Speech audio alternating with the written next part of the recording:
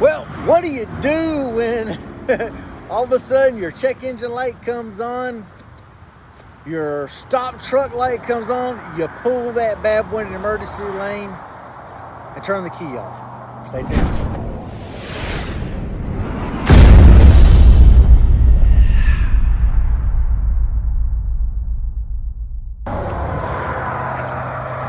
Well, y'all, we are back. As y'all can see, Meat Green is broke, busted, and disgusted, sitting here right here before a curve in these mountains on I-68. Not a good place I want to daggone sit. We'll show you where I'm at. We don't really have much. There is a shoulder, but I wasn't about to pull far enough over here because I didn't want to freaking slide down, because let me show you what I am placard at. So I don't want to sit here on the side of the road long. I've got phenol, y'all. I'm placard freaking poison. And we are right up here as you come up the hill and on the curve here. So I've really got to hurry up and get this going. First thing I looked was the coolant. No freaking coolant in it. I did have a gallon, but I put that in, but that's not enough. I traced it down to up under here. I saw fresh coolant there. I climbed underneath. Oh, let's just climb under here. Y'all climb up under here with me. But these are my coolant lines right here that run to my APU. And that's where the majority of it, when I first colored it, that's where the drip was. So I noticed the drip right there. Now the lines are actually in daggone wire loom, but they are still daggone somewhere. I cannot find where the actual leak is. But the one good thing about this truck, I have cutoff valves right here from the motor coming back to the APU. So I've already closed these off. So once I get coolant, I can still run the truck. I just can't run the APU. So I'll have to idle every night until I can track it and get these coolant lines in place. I'll just see if I can replace the coolant lines all the way from the front all the way back there to the back. I mean, I'll just have to do whatever I can do, but sorry about that, y'all. I forgot auto rotation was on. But yeah, we'll see if we can just replace the coolant lines going all the way back to the APU. That way I do not have this problem again. Now I know whenever I had a coolant line bust, I replaced it back to the APU, like up to about here somewhere was where it was the place when it got ripped. But that was a couple years ago. So, you know, it's not gonna hurt. Whew. Pardon me, y'all, you know, hey, I'm just trying to get out of here. But it's not going to really hurt. You know, just go ahead and change them out. If I can get to, because I'm actually going to try to do a reset in a TA Sunday. So if I can get coolant in here, get it going, keep these valves shut off. That way the coolant's not running back there. So everything should contain in the motor and everything else. We ought to be good. Like I said, I just had to idle the truck 24/7 because it's getting cold at night up here. I'm running in between Philadelphia, Pennsylvania, and Ohio. Basically West Virginia, Ohio line. So, you know, it gets cold. So, no APU, but I'll burn a little more fuel out of this truck every night.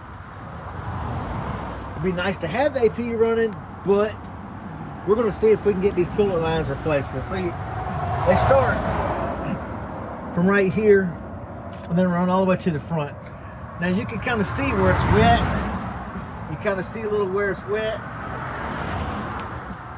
Underneath the truck, you can see drips right there where the coolant got on everything. You can see drips under here, drips up under here where it was just running from that one end going. So at least I know it's got to just be that line, because that's where it all starts, right back there. So I guess that is a blessing. As y'all see the traffic, Another good blessing is that I just passed a Love 9 miles back. So I've already called the Loves. Told me, I need coolant. If they can bring it to me, hey, I can put it in and I'll get going. So I don't need to type a guy for too long. Just bring me the coolant, drop it off, I'll pay for it, whatever, and he can jet on. Or if he wants to stay and make sure the truck cranks, he can do that. No sense in paying the guy, $50 just to pour it in the thing when I can pour it in myself. But, now we got them calling. Y'all, we'll get back to y'all in a bit. Okay, well, gonna be about an hour and a half, 2 hours before the Loves can get here and bring me the coolant. They got 2 trucks out. They said as soon as one comes in, someone will bring me the coolant. So, anyway, this is trucking, y'all. This is a part of trucking. You want to be an owner operator? I'm gonna hate to see what that road call cost for them to come 9 miles to bringing me 12 gallons of coolant. But it is what it is. So hey, right now I'm an hour and 28 minutes into extending my 14. That way I can still get to the customer, because I'm still trying to get to the customer and unload this load tonight. As of now, it says I'll get there at 8:43. I'm only 227 miles away. So good thing is, my plan was to stop and get fuel and then take a 30-minute break while I get fuel, then run in there, and then I'll miss Philadelphia rush hour. Well, good thing I'm gonna miss Philadelphia rush hour for sure now. But it'll be easier to go in, and now I don't have to take another 30-minute break, because I've got my 30-minute break out the way on the side of the highway here. So there's always a positive, right?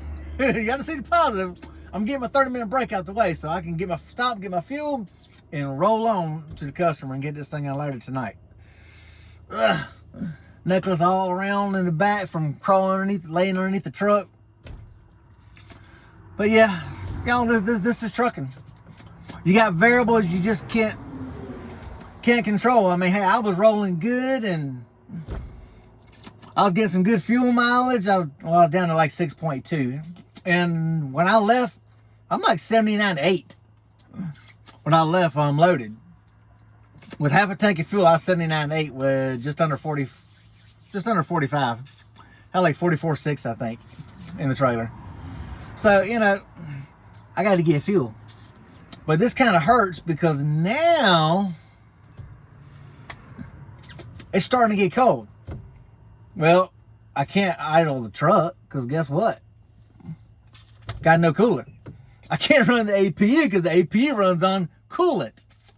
Now, this is why there's a difference. They have 2 different APU packages. They have the Arctic package, which will tie the APU's coolant line into your truck APU line. That way, if something goes wrong with the truck, you can still run the APU. Like I've got the APU lines shut down, whereas if something's wrong with the APU, I can shut those lines down, then I can still run the truck. But they've got that system there set up with its own separate coolant tank on the APU on the side of it, so it runs in self-contained. So like I say, in a case like this, I can still run the APU for power, for freaking heat. So I've got my lights off down to just the flashers. And I'm fixing to cut these off after I made this video. That way I don't drain any power, because I can't afford for the APU to start up. I cannot have the APU start up because, I ain't got no coolant. So it's going to get cold in here. It's going to start getting cold because I can't run anything for heat. So that's the downside. But the Arctic package, when the APU is tied into it, when the coolant gets low, it notices the coolant temperature drops down to a certain temperature, the APU will fire up. Of course, as it's running, it's warming up the coolant. So that runs warm coolant through your truck block and everything. So that is the advantage to the Arctic package. So when the temperature drops below 32, that APU automatically fires up and keeps your block warm. So then you really don't have cold starts, because your block's already semi warmed up and the coolant is already warmed up because it's circulating through your truck. So that is the advantage to the Arctic package. But like I say, that's got to be tied directly into that. So when this goes bad, and I had this happen a couple years ago, freaking APU line blew all my freaking coolant out, and I was on the side of the road. So, and Justin was just trucking. He even, you know, put out messages trying to see if anybody was in the area, because I was right there crossing over the 77 and the 81, trying to get on to 81 right there. I was on the freaking ramp when it blew. And you got the pilots or the Flying J's and the Loves and all that, everything right there in Withville. But took a couple hours for somebody to finally bring it to me. Paid a fortune for a road call for just literally like 2 miles. But that's trucking, y'all. You gotta do what you gotta do, but you gotta stay afloat. Anyway, y'all, we hope everybody has you a good, safe, blessed day. Hopefully your day's going better than mine. And we'll catch you on the next video, y'all. Peace out.